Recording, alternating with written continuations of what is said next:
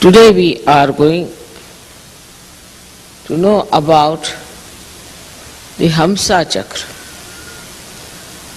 That is the area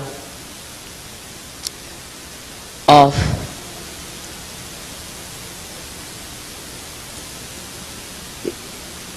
between the two eyebrows, brukutis, they are called. This one is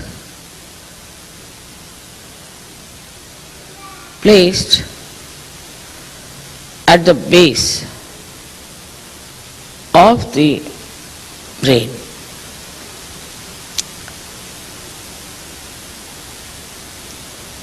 Which is called as Murdha.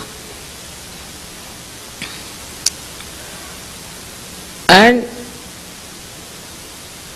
this part is the complete controller of the whole of the base of the brain. Again I say base of the brain. And that is a part of the Vishuddhi still.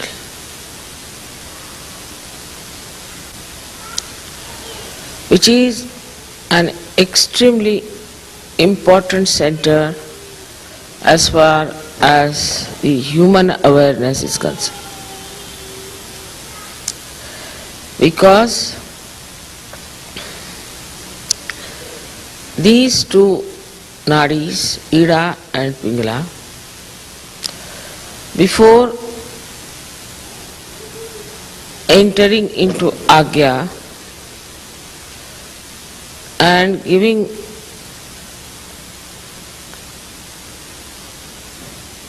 crossing each other, part of them crosses over this chakra of Hamsa.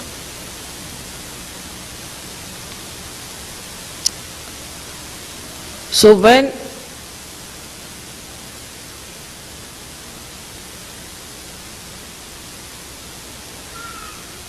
the ego and superego develop in our brain and cover our limbic area, from both the sides the strands which are coming out of the Vishuddhi sit on them.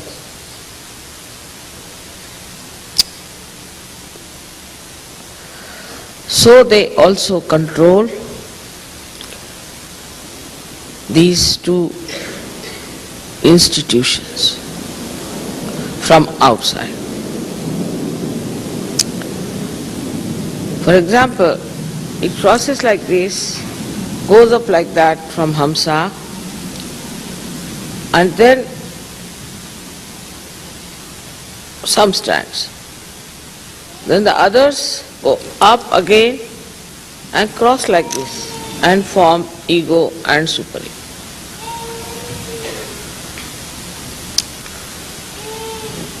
So from the back side, on top of them, these two strands go and sit. You all know that Hamsa Chakra gives you discretion. But still we do not understand what do we mean by discretion.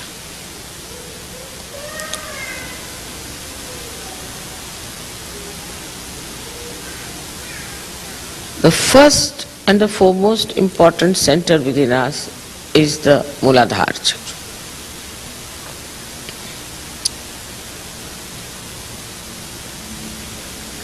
If we do not have the proper discretion about Mooladhara Chakra, we get into wilderness, I should say, or we open the doors of hell for ourselves.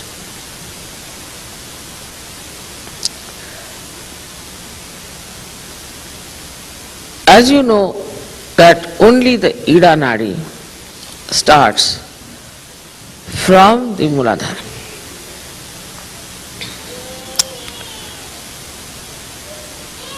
That means is the desire, power of desire within us starts from Mooladhara. But it's not the mental, which is the Pingala Nadi, which starts from Mooladhara. It starts higher.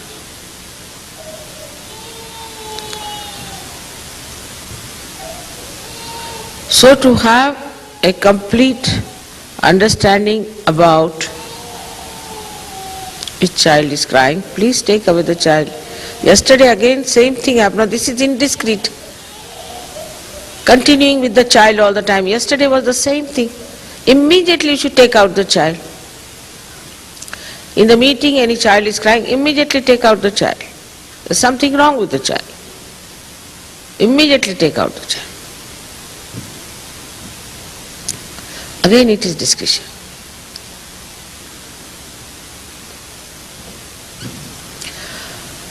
So one thing one has to know, that Mooladhara chakra cannot be controlled by our mental activity. But if you shift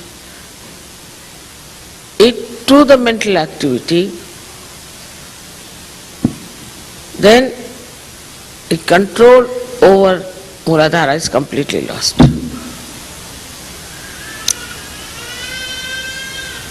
Apart from whatever has happened in the West, Mooladhara chakra is all gone into the mental activity of human beings. It is so much discussed, talked, it is so much described, written down, so much read, so much put into our heads that it has become a mental activity. So Mooladhara doesn't act spontaneously as it has to act. That's why there are problems that people cannot produce children.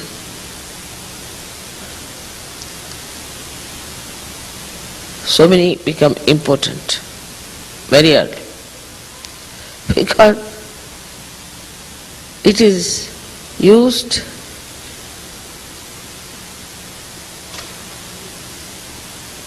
not by the power of desire but by mental activity. Shift. Now you see the light here. It's burning there because there is oil and there is a wick. It is burning. But instead of this oil, you put just water.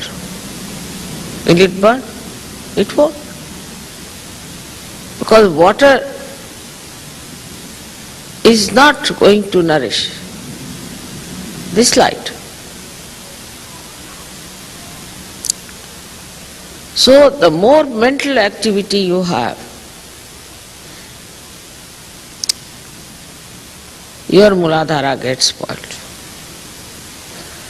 and it becomes uncontrollable. But if it is left to your desire, so it becomes spontaneous.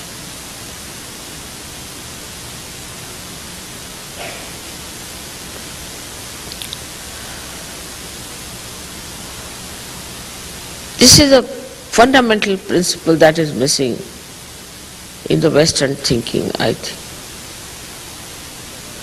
That whatever is spontaneous, they leave it to the mental activity.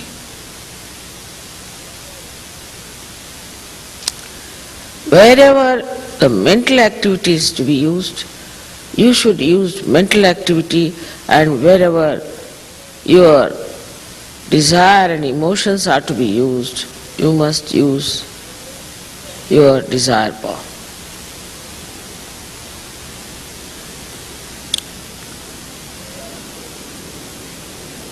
Also,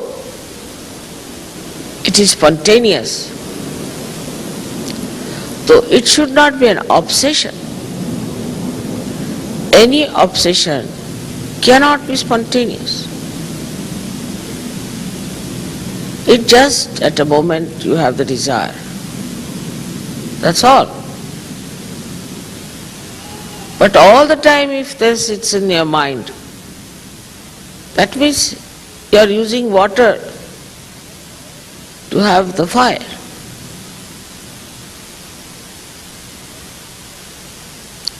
Same about the Swadhisthana chakra.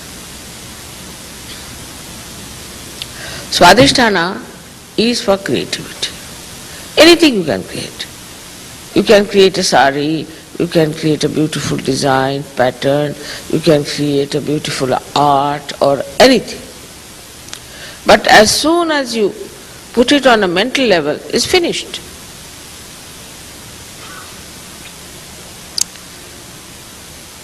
Also in the West, too much discussion is about the art.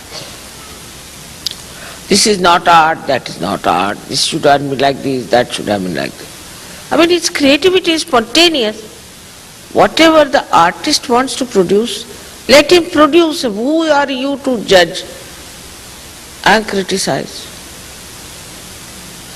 You cannot appreciate anything unless it is brought to the mental level. So now we have critics. And the artists are not spontaneous, they are afraid, they only think, what will the critics say? Even when I am writing the book, when I give it to some Sahajogis to read, they say, Mother, if you write like this, then they'll say like this. I said, let them say, who cares? So then a critic should criticize and say this is not alright, this is not an art because this is such, this is such. So the artists are finishing, art is finishing. Now what is left are critics. So now they don't know what to do with their profession, so they are criticizing each other. So we have only critics criticizing each other. But there is no art now. What to criticize? And art has to be now made into money. So the critics must certify. It's so man-oriented, the whole programming of these critics is, that it is never an art. They draw one line and say, now this is art, all right. If the critic says it's art, you have better accept it is an art. What is so artistic about a life? Then again mental, it's a lonely person standing there, this, that. It should be spontaneous. Why to describe an art?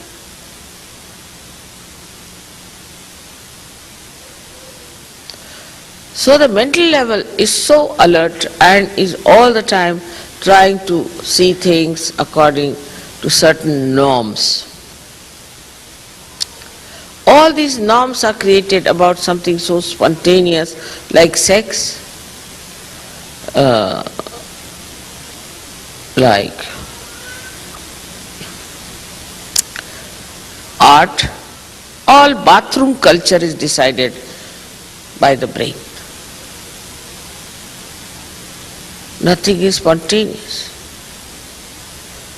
It's such a joke, I tell you.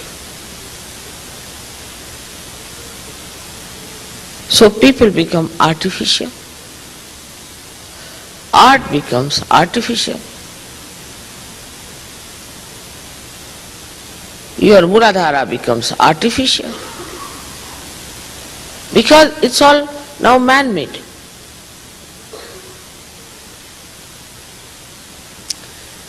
All the spontaneity is lost.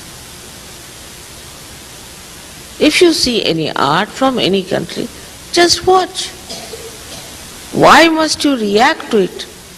Just watch, as Sahajogis, you should just watch. And the whole thing will start flowing through.